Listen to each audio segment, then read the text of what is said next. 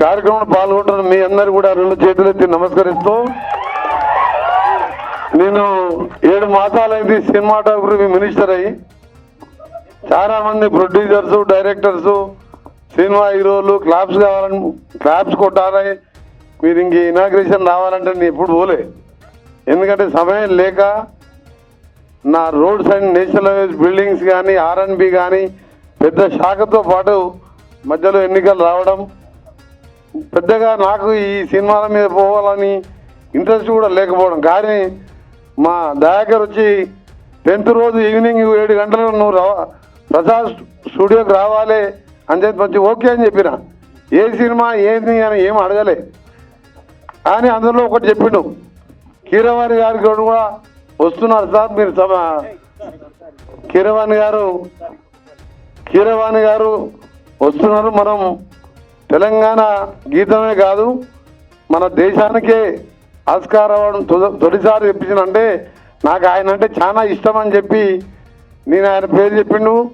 దయాకర్ గారు అడగంగానే ఒప్పుకొని రావడం. ఈరోజు మురళి గారు ఒక మంచి చిత్రం, దాని స్టోరీ నాకు దయాకర్ చెప్పింది కానీ నేను బయట చెప్పకూడదు, ఇక కొద్దిగా చెప్పింది. కానీ వారికి అలాగే మా సుమన్ గారు, నేను యూత్ కాంగ్రెస్లో ఉన్నప్పుడు నల్గొండకు తీసుకొచ్చినప్పుడు ఓ జిమ్ ఓపెనింగ్, నేను ఇంక అప్పటికి ఎమ్మెల్యే కాలే. తర్వాత 6 సార్లు ఎమ్మెల్యేగా, ఎంపీగా 6 సార్లు గెలిచాను. తర్వాత మా గురువు గారి బిడ్డ మా చెల్లె వెన్నెలకు, అలాగే మన బెల్లయ్య నాయక్ గారు, మూల వెంకరెడ్డి గారికి, ఇంకా మన సుమిత్ర చంద్రబోస్ గారు కూడా మననే కలిశారు నా దగ్గరికి వచ్చి.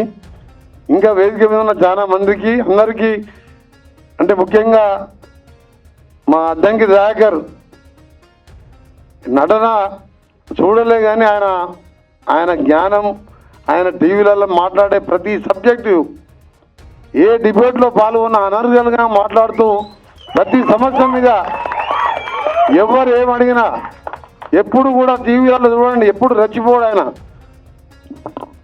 ప్రతి సబ్జెక్టు కూడా అవగాహనతో మాట్లాడి ఒక స్పృహతో ఉన్న నాయకుడు ఆయన. దురదృష్టం ఆయన చట్టసభల్లో కాకుండా నేను మన ఎన్నికలు చెప్పిన, తప్పకుండా నువ్వు ఎప్పటికీ పెద్ద నాయకుడు అయితే అని చెప్పి తుంగతుర్తి మీటింగ్లోనే చెప్పాను నేను. ఎందుకంటే అతని స్టైల్ నాకు తెలుసు కాబట్టి, సింపుల్గా ఉంటూ ప్రజల మధ్యలో ఉండి ప్రజా సమస్యల మీద ఎప్పుడు కూడా స్పందించే వ్యక్తి. ఇకపోతే మీ అందరికీ కూడా తెలంగాణ సినిమా ఇండస్ట్రీ శాఖ మంత్రిగా మురళి గారికి తప్పకుండా నేను ఆశీర్వాదం ఇస్తున్నాను. గవర్నమెంట్ సపోర్ట్ ఉంటుంది, నా సపోర్ట్తో పాటు మా ముఖ్యమంత్రి గారి సపోర్టు. ఇలాంటి సినిమాలు రావాలి, ప్రజలలో మార్పు రావాలి. కొందరు రాజ్యాంగం మారుస్తామని, కొందరు అదని, కొందరు కులం మతం పేరు మీద జరుగుతున్న ఈ విదేశాలలో ఇండియా ఫైల్స్ లాంటి సినిమాలు ఇప్పుడు అవసరం. 140 కోట్లున్న జనాభాలో ఈరోజు మనం విభిన్న జాతులు, కులాలు, మతాలు అందరం కలిసికట్టుగా ఉంటేనే మనం ముందుకు పోగలం. కానీ కులం పేరు మీదనో మతం పేరు మీదనో విమర్శలు చేసుకోవడం మాని కలిసిమలిసి మన దేశాన్ని, మన రాష్ట్రాన్ని, మన గ్రామాలని అభివృద్ధి చేసుకుంటూ పేదవాళ్ళని ఒక చెయ్యి అందిస్తూ పైకి తీసుకురావాల్సిన సమయం. అందుకనే భారత రాజ్యాంగ నిర్మాత బాబాసాహెబ్ అంబేద్కర్ కోరిన విధంగా చిన్న రాష్ట్రాలు కావాలని చెప్పి 70 ఏళ్ళ కింద రాజ్యాంగం రాసినప్పుడే ఎందుకు చెప్పిండంటే చిన్న రాష్ట్రాలతోనే అభివృద్ధి అని చెప్తే ఇవాళ తెలంగాణ రాష్ట్రం కూడా సోనియా గాంధీ తెలంగాణ రాష్ట్రం ఇచ్చింది. కానీ ఇచ్చినప్పుడు ఈ 10 సంవత్సరాలు మనం ఏం సాధించుకున్నాం ఒకసారి ఇంకా చూస్తే శూన్యంలాగా అనిపించి ఇవాళ తెలంగాణ గీతాన్ని మొదలు పెట్టించుకున్న మా ముఖ్యమంత్రి గారు ఇదే కీరవాణి గారు ప్రపంచంలో మన తెలుగు జాతిని కీర్తి పతాకాన్ని తీసుకెళ్లిన కీరవాణి గారు తెలంగాణ గీతానికి ఇలా గ్రామాన వింటుంటే మాకు నిజంగా ధన్యవాదాలు సార్.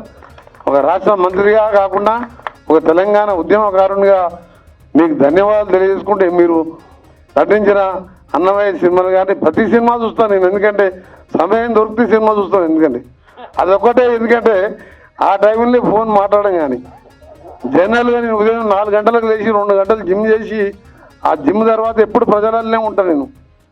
ఎప్పుడో ఒకసారి సమయం దొరికితే నచ్చిన సినిమాలు చూస్తూనే ఉంటాం అలా. అందుకనే మీరన్నా మీ సినిమాలన్నా మీ సంగీతం అన్నా మీ పాటలన్నా మీ దానిలో అర్థం నిజంగా ఇప్పుడు రెండవ పాట మొదటి పాట 2 పాటలు చూసినాక నాకు ఆడికెళ్ళి జరగబుద్ధి కాలే. నీ అద్దంకి దయాకర్కి చెప్పిన నేను 10 నిమిషాలు కలిసి కీరవాణి గారిని సన్మానం చేయాలి, నాకు అదృష్టం కల్పించిన దయాకర్ నువ్వు, అలాగే నీ నటనకి నిన్ను కూడా అభినందించాలి. కీరవాణి గారిని ఎందుకంటే అవార్డు వచ్చిన తర్వాత మన రాష్ట్ర ప్రభుత్వం తర్వాత కూడా ఎప్పుడు అఫీషియల్గా సన్మానం చేయలే. కాబట్టి నాకు అవకాశం అదృష్టం కల్పించడం, సన్మానం చేసిపోతా అని చెప్పి అన్నాన్ని 2 గంటల పైన ఎందుకు కూర్చున్నాం? ఉదయం 4 గంటలకు లేచి దాదాపు 7-8 గంటలు నేను, ముఖ్యమంత్రి గారు, కేంద్ర నేషనల్ అధికారులు, రాష్ట్ర అధికారులము ఈ రీజనల్ రింగ్ రోడ్ కానీ హైదరాబాద్ విజయవాడ రోడ్డు మీద ఇవాళ చాలా వర్క్ లోడ్తో బిజీ ఉండి 1 నిమిషం తీరిక లేకుండా ఇక్కడికి రాగా అన్నీ మర్చిపోయి మన దేశం ఈ సినిమా ఎట్లా తీసిండ్రు ఇవన్నీ ఇంటూ నిజంగా కూడా మీతో గడపడం, మీకు అవకాశం కల్పించిన మా మురళి గారికి, మా దయాకర్, మా తమ్మునికి ధన్యవాదాలు తెలియజేసుకుంటూ, మా కీరవాణి గారు వారు ఇంకా కూడా ముందు మన భారతదేశం మన తెలుగు జాతిని పైకి తీసుకొచ్చే విధంగా ఇంకా కూడా ముందుకు పోవాలని, వారికి నిండా 100 ఏళ్ళు ఆరోగ్యంగా ఉండాలని భగవంతుని ప్రార్థిస్తూ, ఎందుకంటే అలాంటి వ్యక్తి మన తెలుగు గడ్డపై పుట్టడం నిజంగా తెలుగు వారందరూ కూడా గర్వించదగిన విషయం. అలాగే రాహుల్ ఇప్పుడే మనకు ఒక మంచి యువ సింగర్గా ఇది క్రేజీగా ఆయన పాటలన్నీ రోజు వింటూ ఉంటాం కార్లో కూర్చొని. మీ అందరికీ కూడా ఇక్కడ పాల్గొంటున్న మీ అందరికీ కూడా మరొకసారి మంచి పెద్ద మీటింగ్లో పోయినా ఇంత సాటిస్ఫాక్షన్ ఉండదు, కానీ ఇలాంటి మీటింగ్లో ఇంత మంచి కలుసుకోవడం చాలా సంతోషం. మీకు సంబంధించిన సినిమా రిలీజ్ అప్పుడు కానీ ఇంకా ఏ సహకారం కావాలన్నా మీరు డెఫినెట్గా ఎప్పుడన్నా రావచ్చు. మీ దయాకర్ గారు ఫోన్ చేసినా చాలు, నాకు ఫోన్ చేసినా మీకు థియేటర్లు ఇప్పించే చిన్న థియేటర్లు అంటే సినిమాలు ఇయ్యరు. ఇవన్నీ మీకు తెలుసు కాబట్టి అదే మినిస్టర్గా నేను చెప్పి మీకు అన్ని విధాల అండగా ఉంటాను. ఇలాంటి సినిమాలు సమాజానికి అవసరం. నాయకులలో మార్పు రావాలి, పాలకుల్లో మార్పు రావాలంటే ఇలాంటి సినిమాలు రావాలి. కాబట్టి తప్పకుండా మా ప్రభుత్వం నా యొక్క సహకారం ఉండని తెలియజేసుకుంటూ, మా వెన్నెల ఆడుతుంటే మా గద్దరన్న జ్ఞాపకం వస్తున్నాడు.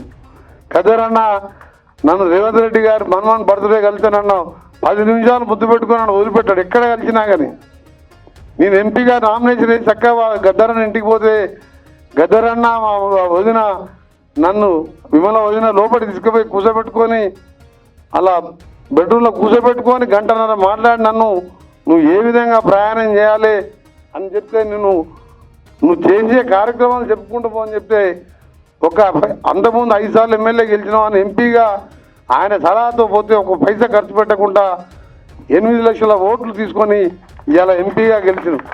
అందులో ఆయన సలహాలు ఆయన ఎప్పుడు చెప్పేవాడు, నువ్వు తెలంగాణ కోసం మంత్రి పదవి వదిలిపెట్టినావు, ఎవడు పేదవాడు వచ్చినా సహాయం చేస్తావు, నీలాంటి నాయకుడు కావాలని ఇద్దరు చేయి పట్టుకుపోయి ఇంటి లోపల కూర్చోబెట్టి నాకు కొన్ని సలహాలు చెప్పింది. అందుకనే నేను కూడా నాది కూడా మీ సినిమా ఏ విధంగా తీసిండో తప్పకుండా మీలాంటి వారికి నా పూర్తి సహకారం ఉంటుంది. అందరికీ నమస్కారం.